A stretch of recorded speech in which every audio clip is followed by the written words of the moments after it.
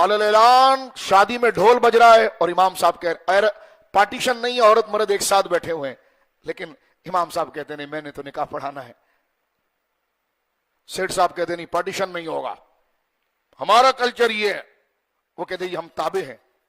तो हुजूर ने फरमाया कि उसके समेत उस पर बस्ती उल्टी जाती है कि उसका पूरा लिबास दीन वाला है और दीन के मुनकरात बिदआत उसके सामने फैल रहे हों और उसके माथे पर कभी गम की शिकन ना आई हो, परेशानी ना आई हो, बुराइयों को रोकने के लिए उसने कभी अमली कोशिश ना की हो, पहले से फोन करके कि हाजी साहब निकाह पढ़ाएंगे, खुतबा पढ़ेंगे, बच्ची के लिए दुआ करेंगे, ये जरा पर्दा कर दीजिए ना बीच में, ताकि खवातीन एक तरफ रहे, मर्द एक तरफ रहे। ये भी कभी नहीं, कभी जहन भी नहीं बनाया उसका, क्योंकि मस्जिद के लिए चंदा देता है। तो रब ने तुझे मस्जिद बनाने का हुक्म दिया था या शरीयत को कायम रखने का हुक्म दिया था? मुझे और आपको गौर करना चाहिए इस मसले के ऊपर।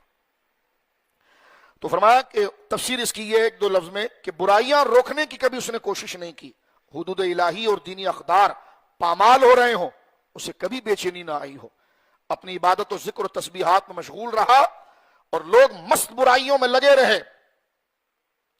बीच चौक में शोर शराबे के साथ फौज गाने बज रहे हैं, कम से कम थाने को इत्तला करें ये मुसलमान रहते हैं, इससे कहो कि ये ना करे, करता है तो अपने जिम्मे पर मुब्तला हो। ये पूरी गलियों में ये जो फौज गाना बजवा रहा है, अपने हुकूक के लिए पुलिस को फोन कर सकता है, तो 115 को फोन करके ये कह दे कि भाई इसका लाउड स्पीकर तो बंद कराओ, ये ऐलान छत के ऊपर गाना बजा रहा है।